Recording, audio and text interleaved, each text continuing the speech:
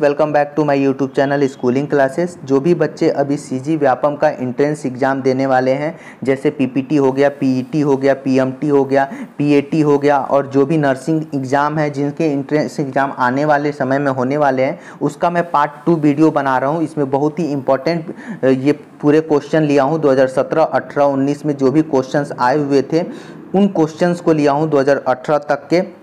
इसमें वो क्वेश्चन ज़्यादा इम्पॉर्टेंट है जो प्रीवियस ईयर में आए हुए हैं, तो आप लोग सभी क्वेश्चन को पूरा लास्ट तक देखेंगे। और इसमें ये केमिस्ट्री और फिजिक्स मिक्स करके लिया हूँ, ठीक है। तो चलिए स्टार्ट करते हैं। अगर आप लोगों को पसंद आता है तो लाइक जरूर करेंगे वीडियो को। देखिए, पहला क्वेश्चन है, किसी तुल्यकारी उपग्रह की पृथ्वी की सतह से ऊंचाई लगभग कितनी होती है? तो पहले है 36,000 किलोमीटर, 42,000 किलोमीटर, 30,000 किलोमीटर, या इनमें से कोई नहीं। तो इसका आंसर हो जाएगा आंसर ए, 36,000 किलोमीटर, ठीक है।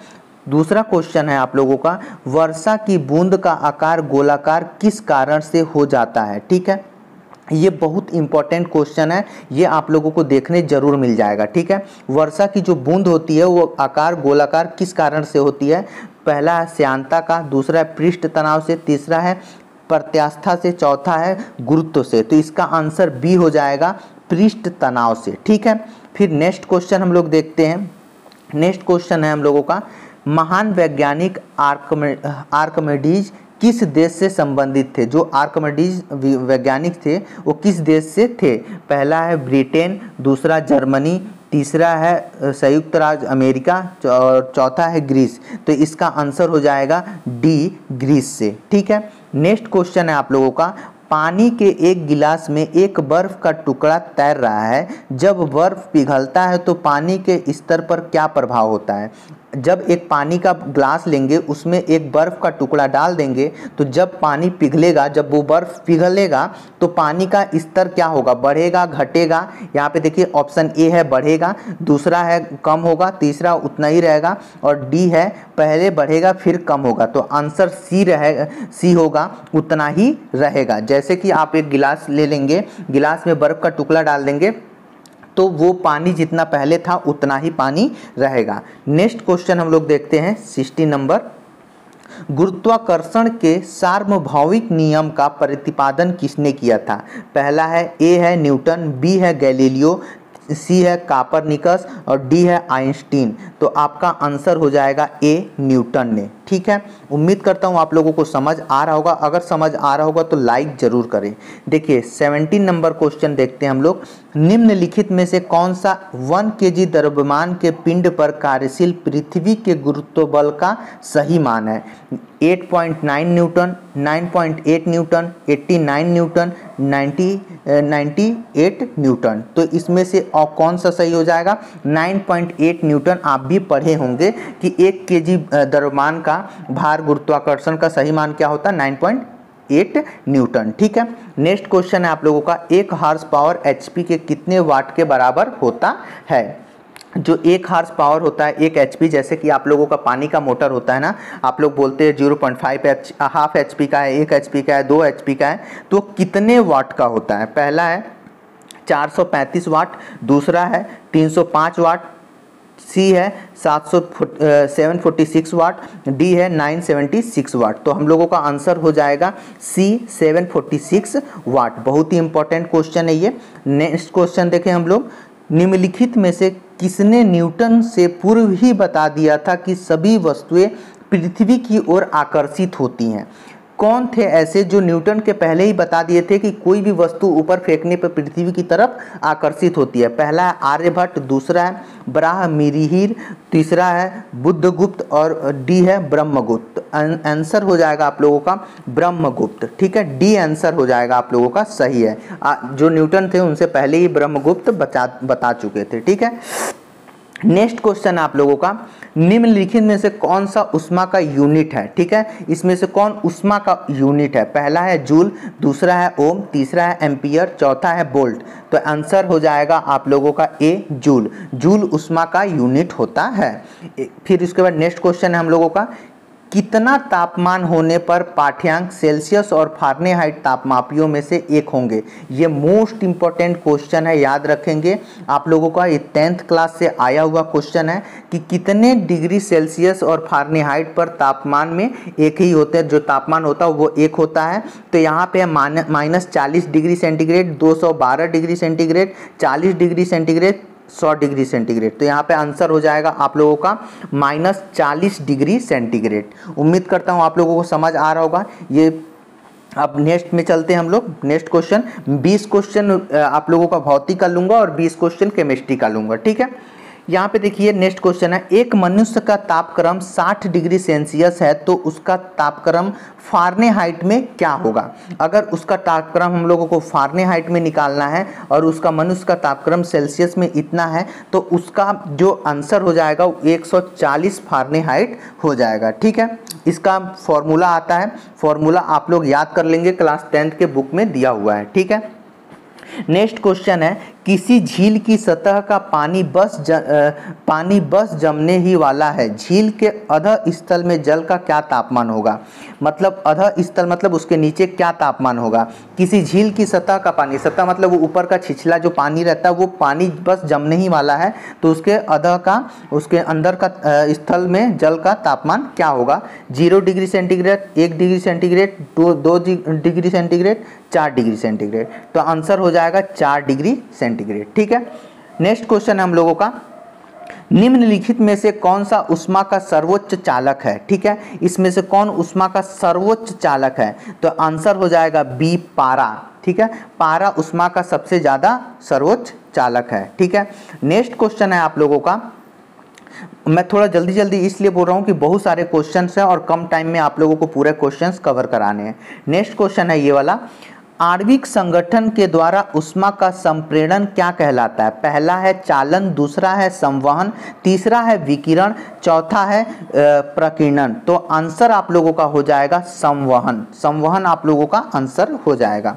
नेक्स्ट क्वेश्चन देखते हैं, निम्नलिखित में से किसके द्वारा अधिक ज्वालक पैदा होता? अधिक ज्वालक मतलब जलना पैदा होता है। पहला ए उबलता हुआ पानी, दूसरा है भाप, तीसरा है गर्म हवा और डी है सूर्य की किरणें, ठीक है। सबसे अधिक ज्वालक क्या होता है? तो भाप, जानते हैं कि भाप लग जाने से मतलब भाप बहुत ज़्यादा ही ज्वालक होता है, ठीक है। सबसे मतलब सूर्य की किरणें भी उतना ज्वालक नहीं होती, उबलता हुआ पानी भी नहीं होता, गर्म हवा भी नहीं होता, ठीक है। अब नेक्स्ट क्वेश्चन है आप लोगों का, इसका आंसर बी है, ठीक है, भाप, स्टीम। नेक्स्ट क्वेश्चन है, किसी द्रव का उसके क्वथनांक से पूर्व उसके वाष्प में बदलने की प्रक्रिया को क्या कहा जाता है?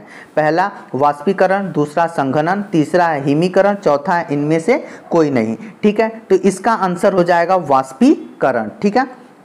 नेक्स्ट क्वेश्चन है आप लोगों का, ऊष्मागतिकी का प्रथम नियम किस अवधारणा की पुष्टि करता है? जो ऊष्मागतिकी का प्रथम नियम है वो किस अवधारणा की पुष्टि करता है? पहला ऊर्जा संरक्षण, दूसरा है ताप संरक्षण, तीसरा है कार्य संरक्षण और चौथा है डी इसमें से कोई नहीं, ठीक है। तो इसका आंसर हो जाएगा ऊर्जा संरक्षण ऊष्मागतिकी का प्रथम नियम की अवधारणा की पुष्टि करता है। नेक्स्ट क्वेश्चन है आप लोगों का, निम्नलिखित में से किसकी ऊष्माधारिता अधिक होती है? इसमें ए लोहे का टुकड़ा, बी जल का, सी स्वर्ण का टुकड़ा और डी बेंजीन का। तो इसका आंसर हो जाएगा बी जल का, ठीक है। नेक्स्ट क्वेश्चन है आप लोगों का, बिना किसी ताप परिवर्तन के किसी पदार्थ को द्रव में गैस परिवर्तित करने के लिए आपेक्षिक ऊष्मा की किसकी गुप्त ऊष्मा कहा जाता है? बिना किसी ताप परिवर्तन के किसी पदार्थ को द्रव में गैस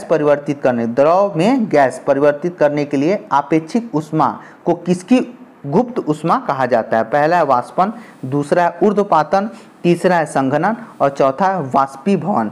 तो इसका आंसर हो जाएगा पहला ए वाष्पन। लास्ट इसका क्वेश्चन है, फिजिक्स का लास्ट क्वेश्चन है आप लोगों का, यहाँ पे देख पा रहे होंगे, मिट्टी के घड़े में निम्नलिखित में से किस प्रक्रिया के कारण जल ठंडा रहता है? जो मिट्टी का घड़ा होता है उसमें किस प्रक्रिया के द्वारा जो जल होता है वो ठंडा होता है? तो इसमें पहला आंसर हो जाएगा द्रवण, दूसरा है वाष्पीकरण, तीसरा है ऊर्ध्वापातन और डी है उपयुक्त में से कोई नहीं। तो आपका आंसर हो जाएगा बी, वाष्पीकरण। उम्मीद करता हूँ आप लोगों को वीडियो अच्छा लग रहा होगा और हेल्पफुल लग रहा होगा। अगर हेल्पफुल लग रहा होगा तो अपने सभी व्हाट्सएप ग्रुप में ज़्यादा से ज़्यादा शेयर करें और लाइक तो एक जरूर आप लोगों का बनता है इतना मेहनत करने के बाद। ठीक है, अब हम लोग 20 क्वेश्चन रसायन विज्ञान का देखेंगे और इसको भी थोड़ा जल्दी जल्दी करेंगे क्योंकि कम समय में ज़्यादा क्वेश्चन हो पाएँ और आप लोगों का रिविजन भी हो पाए। क्योंकि अगर आप लोग वीडियो के माध्यम से बस देख लेते हैं तो उम्मीद करूँगा कि आप लोगों को याद हो जाएगा। पहला क्वेश्चन इसमें देखते हैं हम लोग, निम्नलिखित में से, ये फर्स्ट क्वेश्चन है, निम्नलिखित में से कौन सा पदार्थ नाभिकीय रिएक्टर में मंदक का काम करता है? पहला ओजोन, दूसरा भारी हाइड्रोजन, तीसरा भारी जल, डी है हाइड्रोजन पेरोक्साइड। तो आप लोगों का आंसर हो जाएगा भारी जल। ये नाभिकीय रिएक्टर में मंदक का काम करता है भारी जल।